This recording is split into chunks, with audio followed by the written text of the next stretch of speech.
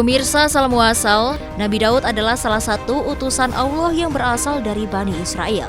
Beliau dikenal memiliki suara yang merdu. Saking merdunya, bahkan dikisahkan saat ia sedang melantunkan kitab Zabur dan berzikir, burung-burung dan gunung-gunung yang ada di sekitarnya turut berzikir bersama beliau. Lantas, bagaimana kisah lengkap mengenai Nabi Daud alaihi salam? Untuk itu asal muasal akan mengajak Anda menelusuri jejak sejarah di balik kisah Nabi Daud alaihi salam beserta dengan mukjizatnya dalam jelajah waktu dan cerita. Sebelum menjadi nabi, dikisahkan bahwa Nabi Daud adalah seorang prajurit dari kubu Talut yang kala itu sedang berperang dengan pasukan Jalut. Meski jumlahnya kalah besar dari pasukan Jalut, atas pertolongan Allah Subhanahu wa Ta'ala, Nabi Daud pun berhasil mengalahkan Raja Jalut dan membawa kemenangan pada pasukan Talut. Sebagaimana dalam surah Al-Baqarah ayat 251. Mereka tentara Talut mengalahkan tentara Jalut dengan izin Allah, dan dalam peperangan itu Daud membunuh Jalut. Kemudian Allah memberikan kepadanya Daud pemerintahan dan hikmah sesudah meninggalnya Talut dan mengajarkan kepadanya apa yang dikehendakinya. Seandainya Allah tidak menolak keganasan sebahagian umat manusia dengan sebagian yang lain, pasti rusaklah bumi ini. Tetapi Allah mempunyai karunia yang dicurahkan atas semesta alam. Setelah kemenangan itu, Daud pun ditunjuk menjadi raja dan Allah Subhanahu wa Ta'ala mengangkatnya sebagai nabi. Dalam beberapa riwayat disebutkan, kerajaan Nabi Daud merupakan yang paling kuat di dunia. Kerajaan Nabi Daud bahkan dijaga oleh 40.000 pasukan.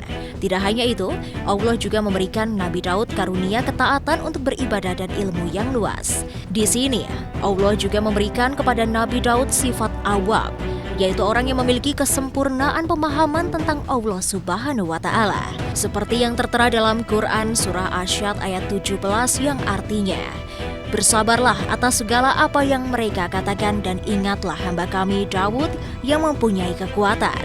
Sesungguhnya dia seorang yang awab."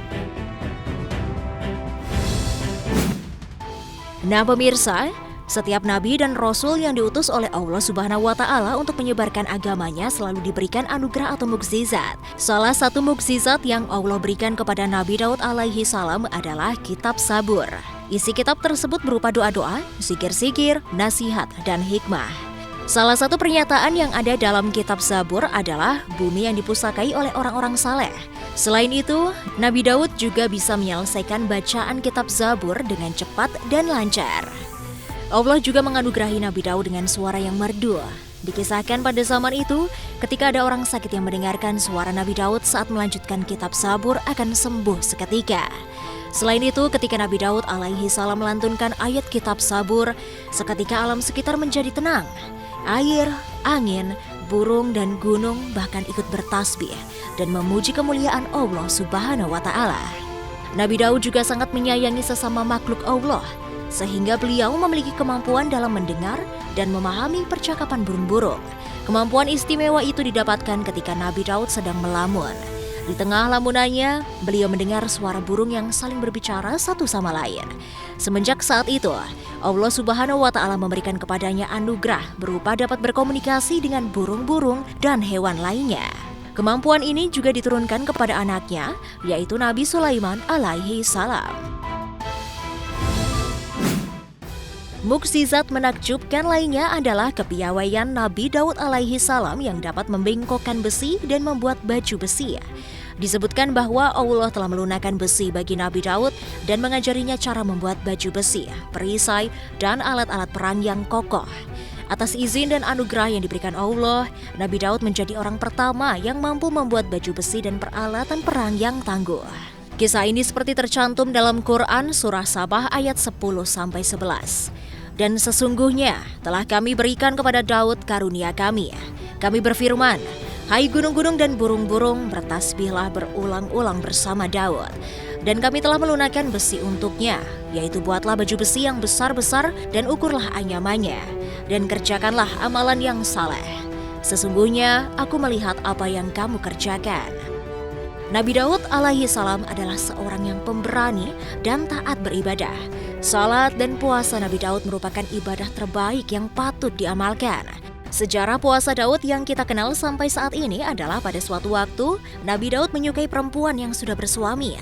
Ketika itu Nabi Daud memerintahkan suami dari wanita itu untuk ikut berperang. Namun naas, suami dari wanita tersebut gugur di medan perang. Nabi Daud alaihi salam akhirnya menikahi wanita tersebut. Pasca menikah, beliau dirundung oleh perasaan bersalah. Rasa bersalah itu membuat Nabi Daud bertobat kepada Allah dengan melakukan puasa yang berselang-seling, yakni sehari puasa dan sehari tidak. Puasa inilah yang hingga kini dikenal dengan puasa Daud. Nabi Daud wafat di usia 100 tahun dan dimakamkan di Baitul Maqdis. Kerajaannya dilanjutkan oleh anaknya yang juga merupakan nabi yang patut diimani, yakni Nabi Sulaiman alaihi salam. Beberapa jejak yang dipercaya peninggalan Nabi Daud alaihi salam diantaranya adalah situs istana Nabi Daud yang ditemukan di Khirbet Qeiyafa oleh para arkeolog dari Hebrew University dan Israel Antiquities Authority. Khirbet Qeiyafa sendiri merupakan kota kuno yang terletak sekitar 20 mil dari Yerusalem. Bangunan yang diketahui sebagai istana beliau adalah dua bangunan kuno yang diklaim sebagai bangunan terbesar di abad ke-10 pada masa kerajaan Yehuda. Di sekeliling istana, terdapat ruangan dengan beragam instalasi, seperti bejana tembikar dan pecahan bejana pualam. Temuan ini sekaligus menjadi bukti jika pada masa itu masyarakat Mesir telah mengenal industri logam. Meski temuan terdengar mencengangkan, tak semua sejarawan setuju. Ilmuwan Israel juga baru-baru ini berhasil menemukan warna ungu di sebuah kain, dan ternyata berasal dari kerajaan yang dipimpin oleh Nabi Daud alaihi salam. Mereka menemukan sisa-sisa kain tenun rumbai dan serat wol yang diwarnai dengan warna ungu royal. Para peneliti menemukannya saat memeriksa tekstil berwarna dari lembah timah di distrik Tembaga kuno. Penemuan tersebut adalah yang pertama kalinya mengenai tekstil di zaman besi yang diwarnai dengan warna ungu yang ditemukan di Israel. Pewarna tersebut bukanlah pewarna biasa, dan dikatakan harganya bisa lebih mahal dari emas. Faktanya, warna ungu tersebut tidak pudar dan ditemukan dalam tubuh moluska, namun dalam jumlah kecil. Penemuan warna ungu tersebut sempat membuat para ilmuwan seperti menemukan harta karun. Dalam Al-Quran, terciptanya jagat raya serta manusia dipaparkan. Bagaimana informasi selengkapnya? Saksikan sesaat lagi, tetap di Asal Muasal.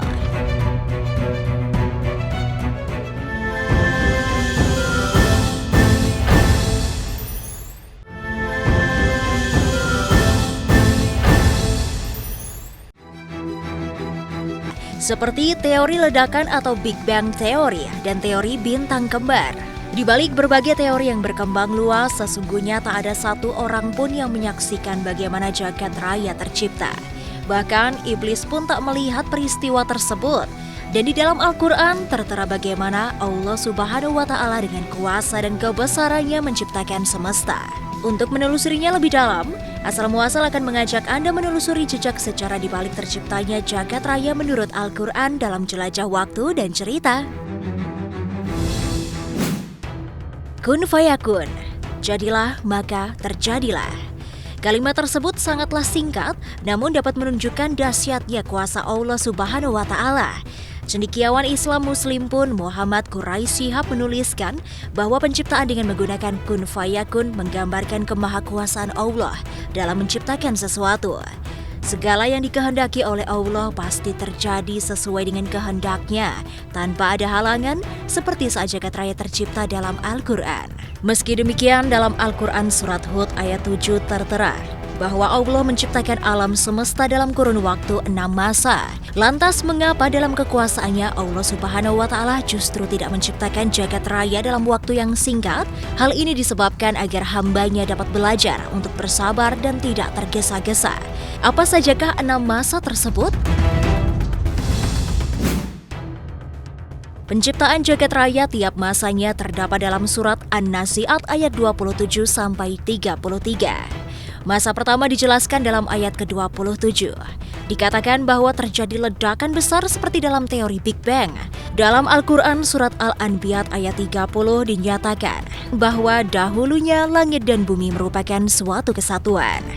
Kemudian terjadi ledakan yang diperkirakan terjadi 13,7 miliar tahun yang lalu. Setelah ledakan tersebut, konon terbentuklah bintang-bintang dari Dukan yang berisikan hidrogen. Pada masa kedua dalam ayat ke-28 mengisahkan tentang pengembangan alam semesta setelah pertama kali diciptakan. Selain itu, alam semesta juga disempurnakan. Menurut hasil tafsiran, sesungguhnya ayat tersebut menjelaskan bahwa alam semesta kian berkembang, sehingga galaksi saling menjauh dan langit terlihat semakin tinggi. Sedangkan menyempurnakan ditafsirkan sebagai jagat raya tidak terbentuk begitu saja, melainkan melalui proses evolusi yang terus berlangsung. Bintang-bintang mengalami proses kelahiran dan juga kematian layaknya makhluk hidup. Selanjutnya ayat ke-29, pada masa ketiga ditafsirkan sebagai pembentukan tata surya, di mana matahari diciptakan sebagai sumber cahaya dari Dukan yang terus memadat dan karena gravitasi menjadi berbentuk bulat. Sisa-sisa debu di sekitarnya membentuk planet, dan bumi mengalami rotasi hingga terciptalah siang dan malam. Kemudian dalam ayat ke-30, pada masa keempat ditafsirkan bahwa evolusi di bumi terjadi. Pada awal pembentukannya, kulit bumi terkoyak oleh benturan objek sepersepuluh planet Mars yang menyebabkan sebagian terlontar, kemudian menjadi bulan. Bagian yang terkoyak kemudian ditutup secara perlahan selama miliaran tahun, dan kita kenal dengan pergeseran lempeng benua. Konon, teori Pangea merupakan pandangan secara sains dari ayat tersebut, di mana dahulunya bumi terdiri dari satu benua besar yang kemudian terpecah menjadi 5 benua. Setelah itu, pada ayat ke-31 ditafsirkan bahwa tercipta air dan tumbuh-tumbuhan sebagai makhluk hidup pertama. Peristiwa ini menjadi asal mula kehidupan di bumi. Setelah tata surya terbentuk, bumi dipersiapkan sebagai tempat kehidupan dimulai. Terakhir, dalam ayat ke-31 dan 32 ditafsirkan bahwa gunung-gunung dipancangkan. Dapat diartikan bahwa gunung terbentuk setelah daratan dan air tercipta. Dikatakan bahwa gunung memiliki akar di dalam tanah sehingga disebut sebagai pasak dari bumi. Gunung pun memiliki fungsi untuk membuat lempeng bumi menjadi lebih stabil dan mencegah tanah bergoyang. Setelah itu, terciptalah hewan dan manusia. Bukan tanpa sebab, Allah menciptakan manusia paling akhir. Allah Subhanahu wa Ta'ala menganggap manusia sebagai ciptaannya yang paling istimewa. Membicarakan mengenai Al-Quran, semakin dalam kita mempelajari isinya, maka akan semakin jelas korelasinya dengan ilmu pengetahuan. Berbagai penemuan ilmiah yang telah ditemukan pada beberapa abad terakhir ternyata telah disebutkan di dalam Al-Quran. Padahal seperti yang diketahui, bahwa kitab suci ini telah turun ke bumi bahkan ribuan tahun sebelum dunia pengetahuan berkembang. Ada sebuah gua sempit yang menjadi saksi bisu dalam peta perjalanan hijrah Rasulullah saat menyebarkan agama Islam. Informasi selengkapnya sesaat lagi, tetap di Asal Muasal.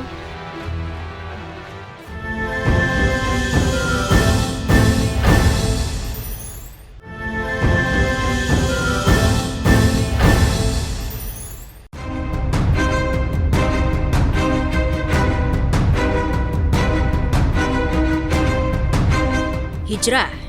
Demikian kata itu menggambarkan sebuah peristiwa penting dalam perjalanan Nabi Muhammad SAW. Bila diartikan, hijrah bermakna perpindahan atau migrasi dari satu tempat ke tempat yang baru. Namun dalam sejarah perjuangan Islam, hijrah merupakan sebuah peristiwa penting, yakni perjalanan Nabi Muhammad SAW dari Mekah ke Madinah. Kisah perjalanan hijrah Nabi tersebut kemudian diperingati sebagai penanda awal tahun kalender Islam. Bukan hanya itu, beberapa hal penting juga menjadi tonggak perjalanan hijrah Nabi yang hingga saat ini menjadi tempat-tempat bersejarah dalam peta hijrah Rasulullah. Dan berikut Asal Muasal akan mengajak Anda menelusuri jejaknya dalam jelajah waktu dan cerita. Kisah bermula ketika Islam disebarkan ke masyarakat Mekah secara terang-terangan. Maka muncullah perlawanan dari kaum Quraisy. Rasulullah dan para sahabat yang menyebarkan Islam pun mendapat aneka intimidasi dan penganiayaan. Hingga puncaknya, terdapat skenario pembunuhan kepada Nabi Muhammad. Maka secara diam-diam Nabi Muhammad bersama Abu Bakar pergi meninggalkan kota Mekah. Sedikit demi sedikit, Nabi Muhammad dan pengikutnya berhijrah ke Yasrib, sebuah lokasi yang berada sekitar 320 km utara Mekah. Dalam perjalanan hijrahnya, Rasulullah bersama rombongan singgah ke beberapa tempat yang kini menjadi catatan penting dalam peta hijrah. Salah satunya ialah Gua Sur, di mana Rasulullah bersama Abu Bakar tinggal di gua ini selama kurang lebih 3 hari. Gua Sur sendiri sungguh sempit dan jarang disinggahi manusia. Pada saat itu kaum Quraisy mondar-mandir ke segala penjuru mencari Nabi dan Abu Bakar. Bahkan kelompok Quraisy sebenarnya sudah tiba di mulut gua, namun pimpinan mereka seketika ragu sebab melihat banyak sarang laba-laba yang menutupi jalan masuk, sehingga mereka mengira tak mungkin ada orang di dalam gua tersebut. Saat ini keberadaan Gua Sur sendiri masih menjadi saksi bisu dari perjuangan Rasulullah melakukan hijrahnya ke Madinah. Para pengunjung banyak yang tak mau melewatkan kesempatan untuk melihat langsung kondisi Gua Sur seraya mengenang perjuangan Nabi Muhammad SAW dalam menyebarkan ajaran Islam. Selanjutnya, setelah 3 malam berada di gua, tepatnya pada tanggal 1 Rabiul Awal tahun pertama Hijriah, atau pada tanggal 16 September 622 Masehi, rombongan Rasulullah beserta seorang penunjuk jalan bernama Abdullah bin Uraikid berangkat menuju Madinah. Satu hal yang terkadang luput dari pembahasan ialah keberadaan pemuda penunjuk jalan yakni Uraikid, yang rupanya saat itu bukanlah seorang muslim, namun ia menjadi bagian penting dalam perjalanan hijrah Rasulullah. Sosoknya menjadi penting sebab dirinya mengetahui rute teraman menghindari para tentara Quraisy hingga sampai ke Madinah. Kala itu Rasulullah pun duduk di atas unta yang dalam kitab Tarik disebut dengan nama Al-Quswa. Dan selama 7 hari 7 malam mereka berjalan melewati gurun pasir yang gersang. Kemudian pada tanggal 8 Rabiul Awal rombongan Nabi tiba di Kuba dan mereka disambut dengan hangat oleh kaum muslimin di sana. Setelah dari Kuba atau sekitar 1 km dari Kuba, Nabi bersama umat Islam lainnya melaksanakan salat Jumat di tempat Bani Salim bin Auf. Dan untuk memperingati peristiwa tersebut, maka dibangunlah Masjid Jumat di lokasi ini. Kini Masjid Kuba menjadi salah satu tujuan destinasi bagi jamaah haji dan umrah. Pelataran yang luas dan dapat menampung banyak jamaah dan menjadikan Masjid Kuba sebagai salah satu tujuan ziarah ibadah bagi umat muslim dari berbagai belahan dunia. Bukan hanya masjid yang punya sejarah panjang, di Kuba sendiri terdapat sejumlah sumur yang menjadi bagian dalam perjalanan syiar Islam. Salah satunya ialah Sumur Aris, Masjid Kuba di sebelah baratnya. Sumur ini juga terkenal dengan sebutan Sumur Khatam atau cincin. Nama ini dikenal karena konon cincin Rasulullah hilang di sumur ini yang dijatuhkan oleh Sayyidina Utsman bin Affan. Dan sayangnya sumur yang menjadi salah satu favorit Rasulullah, keberadaannya kini tidak bisa dinikmati lagi. Sebab pada abad ke-14 Sumur Aris ditutup untuk perluasan jalan. Selain itu, ada pula sumur lainnya yang berusia sekitar 1.500 tahun yang merupakan sebuah sumur wakaf Utsman bin Affan. Dilansir Madinatul Quran, diriwayatkan pada masa Nabi Muhammad, kota Madinah pernah mengalami paceklik hingga kesulitan air bersih. Satu-satunya sumber air yang tersisa adalah sebuah sumur milik seorang Yahudi, yaitu Sumur Raumah. Kaum muslimin dan penduduk Madinah terpaksa harus rela antre dan membeli air bersih dari sumur milik seorang Yahudi tersebut. Hingga akhirnya Utsman bin Affan membeli sumur tersebut seharga 20.000 dirham agar bisa dinikmati oleh siapapun yang membutuhkan sumber air. Hingga kemudian sumur yang semula bernama Bir Raumah itu pun berganti menjadi Bir Utsman. Pemirsa Asal Muasal, perjalanan hijrah Rasulullah akhirnya tiba di Madinah pada hari Jumat 12 Rabiul Awal itu juga atau tahun 13 kenabian. Sambutan penuh sukacita diiringi isak tangis penuh haru dan kerinduan menyeruak di Madinah. Syair pun berkumandang, Tola al-Badru alaina min saniyatil wada, yang bermakna, telah nampak bulan purnama dari saniyah al-wada.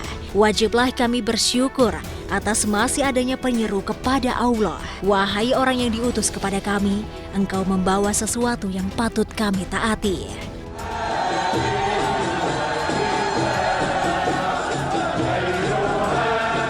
Kisah perjalanan hijrah Nabi dari Mekah ke Madinah memang menjadi catatan paling penting dalam syiar agama Islam di dunia. Bahkan sederet peninggalan Nabi di Madinah pun hingga saat ini menjadi destinasi wisata religi bagi banyak pengunjung yang ingin menyaksikannya. Di mana sajakah itu? Pertama, Jabal Uhud. Jabal Uhud ialah bukit yang dijanjikan kelak ada di surga, tidak seperti gunung lain yang berada di kota Madinah. Jabal Uhud memiliki keistimewaan tersendiri. Karena itulah, warga Madinah menyebutnya dengan sebutan Jabal Uhud yang bermakna bukit menyendiri. Jabal Uhud sendiri memiliki tinggi sekitar 1050 meter, lokasinya sekitar 4,5 km di sebelah utara kota Madinah. Di lokasi ini juga terdapat makam Syuhada Uhud, yang merupakan pemakaman bagi 70 sahabat Nabi Muhammad yang gugur pada pertempuran Uhud. Selanjutnya, Raudah. Raudah adalah tempat yang terletak di antara rumah Rasulullah yang merupakan kamar Aisyah, istri Rasulullah dan mimbar Rasulullah yang mulia. Dinamakan Raudah sesuai dengan hadis yang diriwayatkan oleh Imam Bukhari yang artinya, di antara rumahku dan mimbarku adalah salah satu taman dari taman-taman surga. Berikutnya adalah Masjid Nabawi yang didirikan secara langsung oleh Rasulullah. Masjid Nabawi berlokasi di pusat kota Madinah, Arab Saudi, dan kini menjadi salah satu masjid terbesar di dunia, serta menjadi tempat paling suci kedua dalam agama Islam setelah Masjidil Haram di Makkah. Masjid ini sebenarnya merupakan bekas rumah Nabi Muhammad yang dia tinggali setelah hijrah. Bangunan masjid sebenarnya dibangun tanpa atap. Masjid pada saat itu dijadikan tempat berkumpulnya masyarakat, majelis, dan sekolah agama. Masjid ini juga merupakan salah satu tempat yang disebutkan namanya dalam Al-Quran. Itulah serangkaian sejarah mengenai peta perjalanan hijrah Rasulullah hingga melahirkan sejumlah peristiwa serta tempat-tempat penting yang masih bisa kita saksikan hingga sekarang. Semoga informasi ini semakin menambah wawasan dan juga ketakwaan kita akan kebesaran Allah Subhanahu wa Ta'ala.